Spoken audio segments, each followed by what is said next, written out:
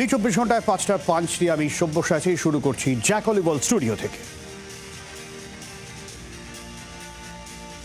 আজকে আলোচনার জন্য আমি শুরুতেই দেখে নেব কংগ্রেসের সুস্মিতা বিশ্বাস রয়েছেন আমাদের সঙ্গে তৃণমূলের প্রদীপ্ত মুখার্জি রয়েছেন এবং আমাদের সঙ্গে প্রদীপ্ত মুখোপাধ্যায় রয়েছেন এবং আমাদের সঙ্গে বিজেপির দীপঙ্কর সরকার থাকবেন।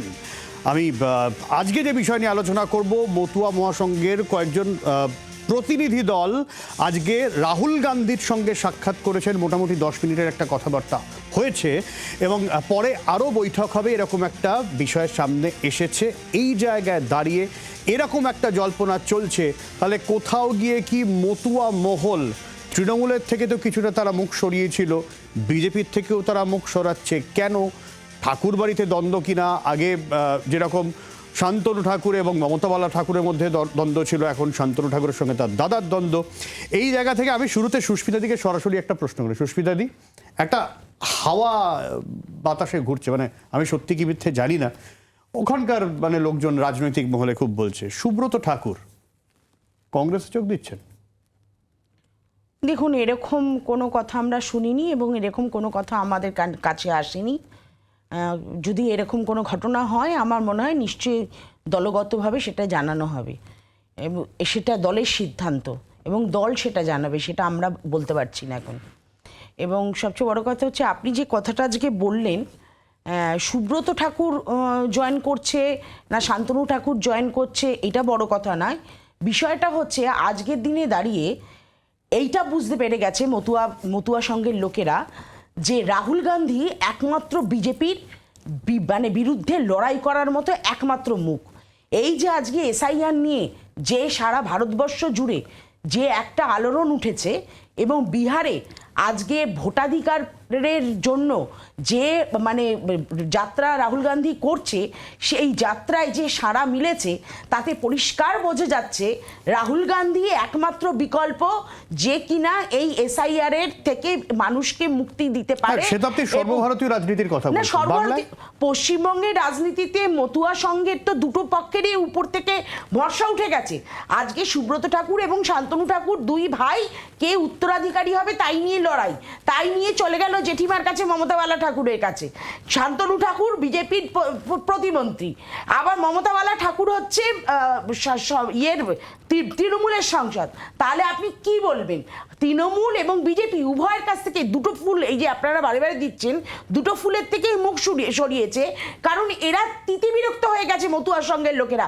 কারণ মতুয়া সংঘের লোকেরা বুঝে গেছে ভোট আসলেই এদের কাছে কাগজ চাওয়া হয় কি নাকি এদের অস্তিত্বের প্রশ্ন।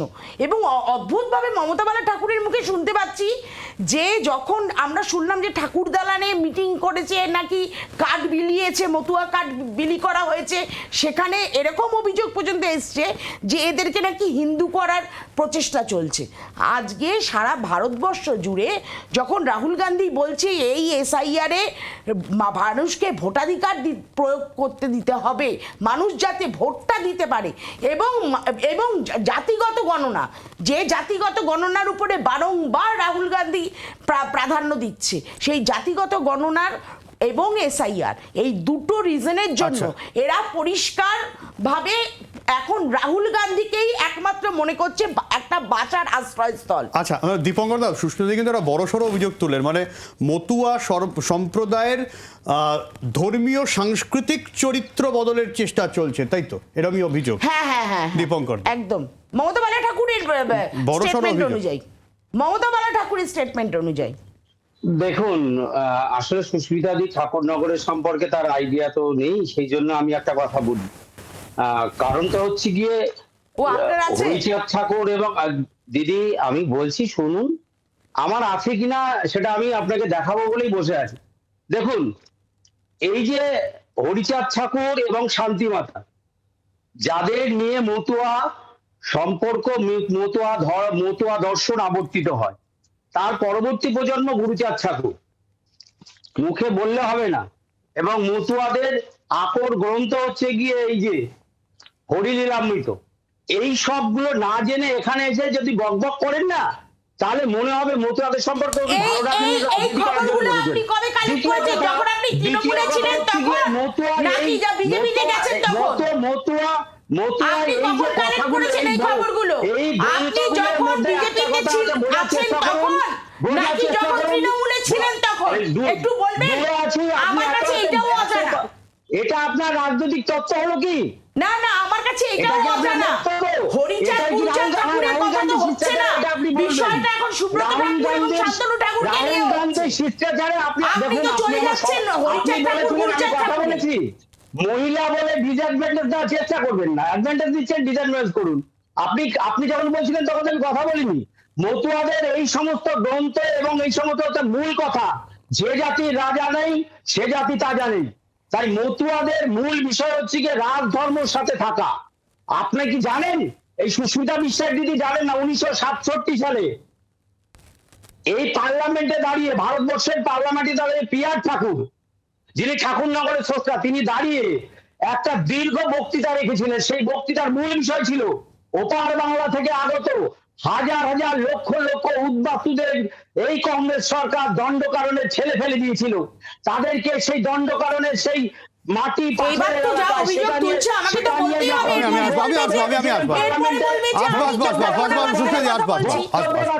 এই কংগ্রেস সরকার থেকে তিনি পদত্যাগ করেন এবং এই কংগ্রেস তারপরে প্রতিহিংসা নেওয়ার জন্য পিয়ার ঠাকুরকে জেলে পাঠান এবং তিনি 10 দিনের অধিক সময় জেলে ছিলেন। প্রতিহিংসা পরায়ণ ছিল এই কংগ্রেস। তাই মতুয়ারা কোনোদিন এই কংগ্রেসের সাথে ছিল না, কারণ কংগ্রেস পরবর্তীকালে বাংলা কংগ্রেসের সঙ্গে পিয়ার ঠাকুর গিয়েছিলেন। আমি এটা ইতিহাস থেকে আপনাদের জানালাম। দ্বিতীয় কথা, ঠাকুরনগরের কথা, 5-7 জন লোক গেছে, রাহুল গান্ধী নিয়ে গেছে, এসআইআর সম্পর্কে কি জানিয়েছে না জানিয়েছে 5 কোটি মতুয়া ভারতবর্ষে বিলং করে, সেখান থেকে 5 জনকে নিয়ে এত বড় বিজেপি মতুয়াদের ভারতবর্ষে থাকার জন্য মাধ্যমে নাগরিকত্ব নিয়েছে। এবং সুস্মিতাদি অভদ্রতা কেন করছেন? আমি অভদ্রতা করতে চাইছি না, আপনি বাধ্য করছেন, আপনি মিথ্যে কথা বলছেন জনগণকে। আপনি কেন মিথ্যে কথা বলছেন? রাহুল গান্ধী আচ্ছা আমি একটু প্রদীপ্তদার কাছে যাই। আচ্ছা আমি এবার একটু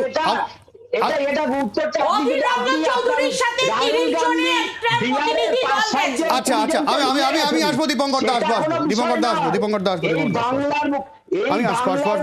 আসবো। এই বাংলার বুকে মতুয়াদের মূল রাজনৈতিক উদ্দেশ্য সরকারি মানে ক্ষমতাসীনের সাথে থেকে তাদের স্বার্থ সিদ্ধি করা, এবং সেই রাজনৈতিক চক্রের জন্য আজকে একজন কেন্দ্রীয় মন্ত্রী, একজন বিধায়ক। এক্ষেত্রে পারিবারিক বিষয়টাকে নিয়ে আপনারা ঘোড়া জলে মাছ ধরার চেষ্টা করতে পারেন। আমি প্রদীপ্তদার কাছে আমি আসবো, দীপঙ্কর দা আসবো। প্রদীপ্তদা, এই যে ঠাকুরবাড়ির রাজনীতির কথা বলা হচ্ছে, যেরকম দীপঙ্কর দা পিয়ার ঠাকুরের কথা, আমি আসবো, সুস্মিতা দীপঙ্কর দা আসবো, আমি আসবো।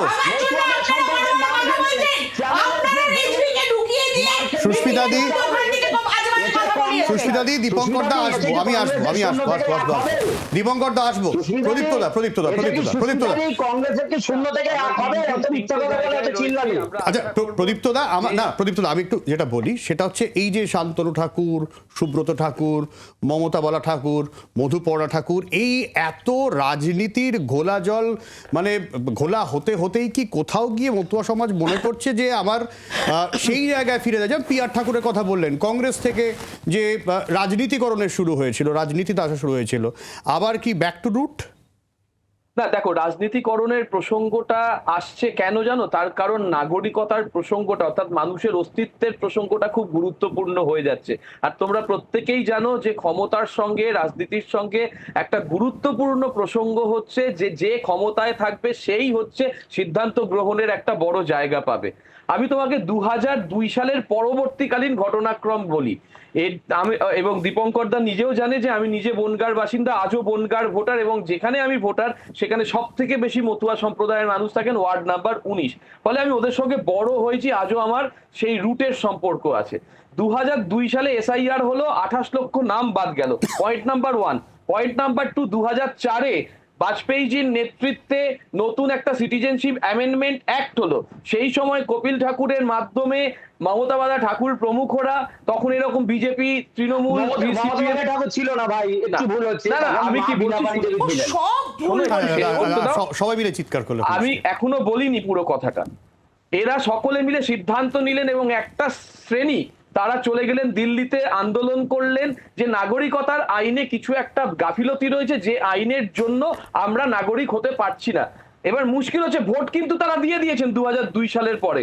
ভারতের সংবিধানের 326 নম্বর ধারায় কি বলছে, যে না, আমরা যারা ভারতের নাগরিক 18 বছর বয়সে তারা ভোট দিতে পারবো। তাহলে 2004 সালে যে সরকার ছিল, বা 8 বা 14 সালে যে সরকার এসছে, বা 14 সাল থেকে 19 সালে যে সরকার এসছে, বিজেপি 3টে টার্ম সরকারে থেকেছে। আমি বলছি 2002 সালের পরে। এই 3টে টার্ম সরকারে থাকার পরেও আজকে বিজেপি কেন এই চতুর্থ টার্মে এসেও সিএ এর জন্য আলাদা করে কার্ড বিতরণ করতে হচ্ছে, এবং এমন কার্ড বিতরণ করছে যেটা মহারাষ্ট্রে গিয়ে ছিঁড়ে ফেলা হচ্ছে। আপনার কাছে তো এই কথা কে করছে? মতুয়ারা বাইরে গিয়ে আমি চিৎকার করতে চাইছি না, বাইরে আছো, তোমার সময় তোমাকে প্রমাণ আমি বলছি চিৎকার না করে আমরা যদি একে অপরের সঙ্গে কথা ভালোভাবে বলি, বোধহয় ডিবেটটা ভালো হয়। তিনজনেই বাইরে বিভিন্ন জায়গায় করে গেল, সেটা নিয়ে আপনি কিছু বললেন না তো। আমি সেখানেও সুস্মিতা দিকেও বলেছি, আচ্ছা আমি তো ওর মধ্যে ঢুকিনি, তাহলে আমার মধ্যে না ঢুকলেই ভালো হয়।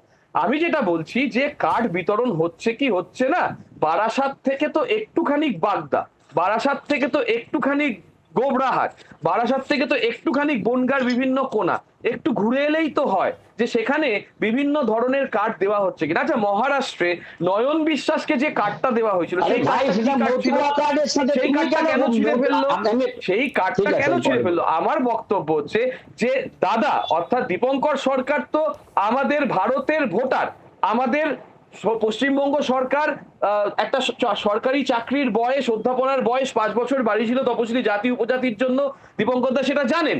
অনেকে অধ্যাপনার চাকরি করছেন, সেইখানে দাঁড়িয়ে থেকে তারা চাকরিও করছেন, বিভিন্ন যারা মতুয়া মহাসংঘ চালান বা শিক্ষা সমিতি চালান তারা চাকরিও করছেন। তাহলে তারা কি ভারতীয় নাগরিক নয়? তারাও তো মতুয়া ধর্মের সঙ্গে যুক্ত রয়েছেন। আমার এই বেসিক প্রশ্নটা এইখানে যে যদি তারা ভারতীয় নাগরিক না হন তাহলে তারা কি বিভিন্ন জায়গায় চাকরি করছেন কি করে, তারা বিভিন্ন জায়গায় কেন্দ্রীয় সরকারি চাকরি করছেন কি করে, তারা ভোট দিচ্ছেন কি করে? তাহলে কে গাজরটা ঝোলাচ্ছে? এই গাজরটার জন্যই কি প্রবলেম? এই বিষয় বলার বিষয়। আচ্ছা আচ্ছা, আমার সময় তো খুব কমে গেছে, ঠিক আছে, আমার সময় একদমই কম, এই ঝামেলা করতে করতে চলে গেল। আমি তিনজনের কাছেই একটা প্রশ্ন রাখছি, সুস্মিতা দি প্রথমে, দীপঙ্কর দা, প্রদীপ্ত দাকে দিয়ে শেষ করব। কেউ কারোর মধ্যে প্লিজ কথা বলো না। তাহলে কি তৃতীয় শক্তি হিসাবে কংগ্রেসের উঠে আসার সম্ভাবনা আছে, নাকি তৃণমূল নাকি বিজেপি? সুস্মিতা দি। দেখুন এইটা মানুষ বুঝে গেছে, বিজেপির বিরুদ্ধে লড়াই করতে গেলে কংগ্রেসের হাত ধরতে হবে। মানে আমি এটা প্রশ্ন করলাম, প্রোভাইডেড তোমরা বাংলায় তৃণমূলের হাত ধরবে না। আমরা কার হাত ধরবো সেটা এখন টু আর্লি, আমরা কারো হাত ধরবো না, আমরা একা লড়াই করব, দিস ইজ টু আর্লি, এইটা বলা যায় না। কিন্তু এইটা বলা যায় আজকে নাগরিকত্ব কিনে নেওয়া হচ্ছে মতুয়াদের। আজকে এই যে মতুয়া কার্ড বিলিয়ে এই যে তারা ভোট দিচ্ছে, তারা আমাদের এখানে বসবাস করছে, তারা প্রত্যেক তাদের আধার কার্ড আছে, তাদের ভোটার কার্ড আছে, তাদের রেশন কার্ড আছে, অথচ তাদেরকে বলছে নাগরিকত্ব প্রদান করবে, আবার নাগরিকত্ব কেড়েও নিচ্ছে। ইভেন এই যে অশোক কীর্তনিয়া এনার নাগরিকত্ব নিয়ে প্রশ্ন তোলাতে মতুয়া সংঘের পদাধিকারীকে শোকজ করেছে মমতা বালা ঠাকুর। আজকে ঠাকুর বাড়ির যে আবহাওয়া তৈরি করা হয়েছে, যে মানে যেই আবহের মধ্যে এই প্রত্যেকটা ঠাকুর বাড়ির লোক যেভাবে রাজনীতি করছে এবং রাজনীতিকে কেন্দ্র করে লড়াই করার চেষ্টা করছে, তার জন্য আজকে মতুয়ারা গিয়ে রাহুল গান্ধীর স্মরণে গেছে। আচ্ছা দীপঙ্কর, দেখুন আমি যে কথাটা প্রথমে বলেছিলাম, আবার যে জাতির রাজা নেই সে জাতি তাজা নেই, এটা হচ্ছে মতুয়া ধর্মদর্শনের মূল বক্তব্য। আর এটা যারা জানে না তারা এটা নিয়ে রাজনীতি করার চেষ্টা করছে। এই প্রিয়ার ঠাকুরকে যে রাজনীতি কংগ্রেস জেল কাটিয়েছিল সেখানে প্রশ্ন নেই, আসলে কংগ্রেসের অস্তিত্বই নেই, ছেড়ে দিন না, কংগ্রেস বাংলায় আগে একের 0 থেকে 1-এ আসুক, তারপরে তাকে নিয়ে আলোচনা করুন। তাহলে দীপঙ্করদা মতুয়াদের এক শ্রেণী তারা কংগ্রেসের কাছে যাচ্ছে কেন? তাহলে কংগ্রেসের কাছে যাচ্ছে কেন? মতুয়া কংগ্রেসের কাছে গেছে না কংগ্রেস নিয়ে গেছে, প্রশ্নটা আমি তো আপনাকেই করছি। আমি আপনাকে প্রশ্ন করছি, কংগ্রেস ওরকম রাহুল গান্ধী 2-4 জনকে ডেকে নিয়ে গেছেন, কি কারণ নিয়ে গেছেন আগামী দিনে তা পরিষ্কার হবে। দ্বিতীয় একটা কথা প্রদীপ্ত বাবু যে কথা উত্তর বলছেন ভারতীয় চাকরি, প্রদীপ্ত নিশ্চয়ই জানেন কলেজের প্রফেসর, আমেরিকা থেকে এসেও ভারতে চাকরি করা যায়, জার্মানি থেকে এসেও ভারতে চাকরি করা যায়। আর নাগরিকত্বের জন্য যখন পাসপোর্ট করতে যেতে হয় তখন বলতে হয় 71 সালের কাগজ দিন, তখন বলতে হয় 52 সালের কাগজ দিন। না দীপঙ্করদা, আমি নির্দিষ্ট যেটা প্রশ্ন করেছিলাম, আমি আবারও বলছি, এই যে ভাইয়ে ভাইয়ে দ্বন্দ্বে বিজেপি দীপঙ্করদা এই যে ভাই দ্বন্দ্ব, বিজেপি দ্বন্দ্ব, এতে কি থাকবে গড় থাকবে? মধুপর্ণা ঠাকুরের নির্বাচনে তো একটা প্রশ্ন উঠেই গেছে। অবশ্যই আমি আপনার কথা উত্তর দিচ্ছি, গড় থাকবে মানে গড়ের বৃদ্ধি থেকে আরো বৃদ্ধি হবে। ওখানে তো পুরোটাই বিজেপি, বলে লাভ নেই, পুরো 7টা 6টা আছে। এবার স্বরূপনগরে যাবে বনগাঁর, সেটাও তৃণমূলের কাছে চলে আসবে। দ্বিতীয় একটা কথা, গড় থাকবে পারিবারিক বিষয়। আপনার সাথে কি আপনার ভাইয়ের গন্ডগোল হয়নি? আপনার সাথে কি আপনার মায়ের হয়নি? আপনার সাথে কি আপনার বাবার মনোমালিন্য হয়নি? পারিবারিক বিষয়টাকে নিয়ে যারা এই তৃণমূল কংগ্রেস, যার কোনো অস্তিত্ব নেই ঠাকুরবাড়ি, যারা একটা শুধুমাত্র দিয়ে রাজ্যসভা দিয়ে তাকে রাজনীতি করার জন্য বিভাজনের ব্যাপারটা করেছেন, যেটা মমতা ব্যানার্জি জিরোকালি করেন। এই যে বাঙালি অবালি বিভাজন, সিএ করতে দেবেন না, এনআরসির কথা বলছেন। পশ্চিমবঙ্গে ভারতবর্ষে এনআরসি নেই, অথচ মিটিং এ দাঁড়িয়ে বাংলার মুখ্যমন্ত্রী সংবিধানের শপথ নিয়ে এনআরসি হতে দেবো না। কোথায় এনআরসি? অর্থাৎ মমতা ব্যানার্জি ভুল বোঝায় এবং মমতা ব্যানার্জির সাথে যারা থাকে তারাও সেই ভুলের মধ্যে পড়ে। সেটাই হচ্ছে কি বাস্তব সত্য। ঠাকুর বাড়িতে কোনো দ্বন্দ্ব নেই, ঠাকুর বাড়ি পরিবারে থাকতে পারে, রাজনৈতিক কোনো দ্বন্দ্ব নেই, সেটাই তারা সব এক আছে। এবং কংগ্রেসের কথা ছাড়ুন, 0 থেকে আগে 1 হোক। আর তৃণমূল কংগ্রেস ঘোড়া যারা মাছ ধরতে চাইছে কংগ্রেসকে গিয়ে, আর 2011 মতন আবার জোট হবে, সেভাবেই কংগ্রেস আর তৃণমূল একজন প্যানেলিস্ট আসলেই ভালো। না এরকম তো অন্যায়, উনি কি করে এরকম স্পেকুলেশন করেন? আচ্ছা প্রদীপ্তদা দেখো, আমি খুব পরিষ্কারভাবে বলছি যে কীর্তনিয়া সাহেব বা স্বপন মজুমদার সাহেব, এদের 2002 সালে এসআইআর এর নাম আছে কিনা এটা নিয়ে একটা বড় বিতর্ক আছে, সেটা যে কেউ পাবলিক ডোমেনে রয়েছে দেখে নিতে পারে। আমরা বারংবার অভিযোগ করেছি যে ওখানে অনেক মানুষ যারা আছেন, যারা ঠাকুর বাড়ি ছাড়া ভাবতে পারেন না, তাদের আবেগ, তাদের রাজনীতিকরণ সেটা আলাদা প্রসঙ্গ, কিন্তু অস্তিত্বটা কোথায়? ঠাকুর বাড়িতে একটা অস্তিত্বের লড়াইয়ের ফলে যেভাবে মানুষকে বিপদে ফেলার চেষ্টা করা হচ্ছে, সেটা কি আমরা নজরে করব না? আর আমেরিকা থেকে ভারতীয়দের জন্য যে চাকরি, সেটা কেউ করতে পারে না। অস্তিত্বের লড়াই কার? অস্তিত্বের লড়াই তো মানুষের দিকে ঠেলে দেওয়া হচ্ছে, গাজর তো মানুষের জন্য ঝুলিয়ে দেওয়া হচ্ছে। সে অভিযোগ তো মমতাওয়ালা ঠাকুর, শান্তনু ঠাকুর তখনও ছিল এরকম, সে তখনও তো অভিযোগ উঠতেই পারতো। আরে কেন, তার বাবারও ছিল, মমতাওয়ালা ঠাকুরের স্বামীরও সময়ও ছিল। এটা আমি তো সেটাই বলছি, পারিবারিক দ্বন্দ্ব হতে পারে। আরে আমি দ্বন্দ্ব নিয়ে কথা বলতে চাইছি। হরিচাঁদ ঠাকুর, গুরুচাঁদ ঠাকুরের একটা ভাইকে বাড়ি থেকে বের করে দিয়েছিলেন এই রাজনৈতিক কাণ্ডের জন্য। এটা তো পারিবারিক বিষয়টা ছিল দাদা। এই ইতিহাস নিয়ে আমি চর্চা করতে চাইছি না, আমি মানুষের অস্তিত্ব রক্ষার যে বিজেপির নীতি এবং দীর্ঘ 3 বারের বেশি ক্ষমতায় থেকেও এই সমস্যার সমাধান করতে না পারা, কোথাও পিকনিক করা, কোথাও বিজেপির বিরুদ্ধে কথা বলা যে যদি এর মধ্যে সিএএ চালু না হয় আমি দেখে নেব, এই ধরনের যে রাজনীতিকরণ 19 সাল বা 18 সালে হয়ে গেছে, সেগুলো তো কেউ দেখতে বাকি রাখেনি। অর্থাৎ মানুষকে কখনো ভয় দেখিয়ে, কখনো গাজওয়ারি করে, কখনো কার্ড বিলি করে, কখনো ফর্ম বিলি করে, যার কোনো আদৌ দাম নেই। তাহলে বিজেপির রাজনৈতিক অবস্থান আর সরকারি অবস্থান, এই দুয়ের মধ্যে যে পার্থক্য, সেটা তো মানুষ চোখে দেখতে পাচ্ছে। তাহলে প্রদীপ্তদা, তাহলে তোমরাও টেস্টেড, বিজেপিও টেস্টেড, এই জায়গায় দাঁড়িয়ে কি কংগ্রেস একটা বিকল্প হয়ে উঠতে পারে বলে তোমার মনে হচ্ছে সম্ভাবনা? সেটা কংগ্রেস ঠিক করবে যে কংগ্রেস প্রদেশ কংগ্রেস হবে, না কংগ্রেস কেন্দ্রীয় কংগ্রেস হবে, না ইন্ডিয়া জোট থাকবে, সেটা প্রদেশ কংগ্রেসের যারা নেতৃত্ব আছেন তারা ঠিক করবেন। বলছো ঠিক বুঝতে পারছি না প্রদীপ্ত, কি বলছো ঠিক বুঝতে পারলাম না। আমি বললাম কংগ্রেস প্রদেশ কংগ্রেস থাকবে, না সর্বভারতীয় কংগ্রেস থাকবে, না ইন্ডিয়া জোট থাকবে, কি বললে ব্যাপারটা একটু আরেকবার বলো। আমি তো সেটাই বলছি। আমি বলছি যে অধীর বাবুর কংগ্রেস থাকবে, না শুভঙ্কর বাবুর কংগ্রেস থাকবে, নাকি ইন্দিরা গান্ধীর মতন চিন্তা ভাবনা, রাজীব গান্ধীর চিন্তা ভাবনা, রাহুল গান্ধী যেভাবে করছেন সেরকম কংগ্রেস থাকবে? আসলে কংগ্রেসের এখন আমরা বিভিন্ন তো এটাও ভাবি যে মমতা ব্যানার্জি কি রাজীব গান্ধীর সেই চিন্তাধারাকে কাজে লাগাবে, নাকি আজকের দিনের মমতা ব্যানার্জি তার ভাইপোকে নিয়ে রাজনীতিটা করবে? লড়াই বেঁধে গেছে, বুঝতে পেরেছেন? আমি তা বলছি না, আমরা ইন্ডিয়া ঐক্যবদ্ধ এবং ভারতে বিজেপির যে মিসরুল হচ্ছে সেই মিসরুলের জন্য রাহুল গান্ধীর সভাতে আমাদের নেতারা যাচ্ছেন, আমরা ঐক্যবদ্ধ দিদি, এসআইআর এ ঐক্যবদ্ধ। কিন্তু আমার সমস্যা হচ্ছে ওই প্রদেশ কংগ্রেস আর কেন্দ্রীয় কংগ্রেসের যে রাজ্যভিত্তিক আলাদা নীতি অধীরবাবু করতেন, আমি সেইটা নিয়ে একটুখানি ভাবছিলাম, আর কিছুই নয়। ও তোমার সমস্যা হলে তো হবে না, কিছু করার নেই, কারণ সেই সমস্যা যদি দেখতে হয় তাহলে আমাকে সবার আগে বলতে হয় মমতা ব্যানার্জি কি সেই রাজীব গান্ধীর চিন্তাধারাকে নিয়ে এগিয়ে নিয়ে তার রাজনীতিটা করার চেষ্টা করছে, নাকি তিনি যে রাহুল গান্ধীর সভায় উনি যাচ্ছেন এসে আজকে তিনি তার ভাইপোকে নিয়ে অভিষেক ব্যানার্জিকে এবং নিয়ে অভিষেক ব্যানার্জির জন্য আসন ফাঁকা থাকছে। এই রাজনীতি আমরা তো ওনার কাছ থেকে আশা করি। ইন্ডিয়া জোটে অভিষেক ব্যানার্জি আমাদেরই মানে একটা অংশ উনি আমার সময় একদম শেষ। অনেক ধন্যবাদ সুস্মিতা দি, প্রদীপ্ত দা, দীপঙ্কর দা। ফিরে আসি বিরতির পর, সঙ্গে থাকুন।